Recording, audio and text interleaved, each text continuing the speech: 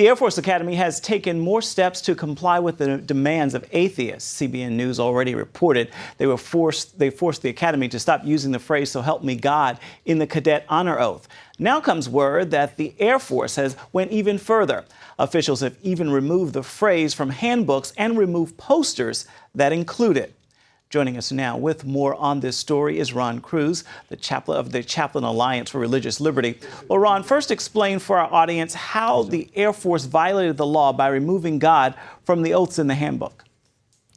Well, we were contacted by several parents of students at the Academy who looked at their cadet handbooks and discovered that the words, "So help me God," were not in the officer oath, the cadet oath. It was only in the honor oath. And so we contacted several members of the House Armed Services Committee. We contacted the Air Force Academy and asked them as to why these words were taken out. And we are grateful that several members of Congress acted on this and sent a letter to the Air Force Academy. And we are told now that it was a, quote, printing error. However, it has been a couple of years that these handbooks have been produced without the words, "So help me God," in them. We're concerned about that because our young men and women signing up to defend this country by serving in the Air Force, they take an allegiance and they say, "We're going to defend this Constitution against all enemies, foreign and domestic."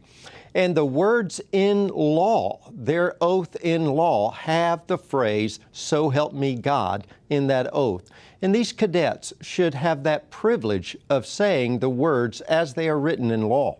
So were cadets ever forced to say the phrase, "So help me God," or was it optional? It was always known that this phrase is optional. That officers, when they take the oath, whatever the branch is, the words are in that oath, "So help me God," but it is always known that some people come from backgrounds that do not affirm in that way, so they were always given the option to not say it, and we want to respect that right. However, those cadets who come from households of faith, and many do, we want them to be able to solemnize their oath with the words, "So help me God," as have generations of military officers before them. Some atheists say putting God in the oath is a relatively new idea that is not grounded in the founding of America. How do you respond to that claim? Well, first of all, we know from the historical record of those who wrote about the swearing in of George Washington, our first president, even though those words were not in the presidential oath as passed by Congress, when he put his hands on that Bible, he said, "So help me God." And generations, every president since then has done that. Further, when Congress acted on putting officer oaths in the U.S. Code, they did that. In 1862, I believe it was, when Congress inserted the word, "So help me God," in the officer oath in the U.S. Code. All right, Ron Cruz, thank you so much for your time. Always appreciate it. Thank you.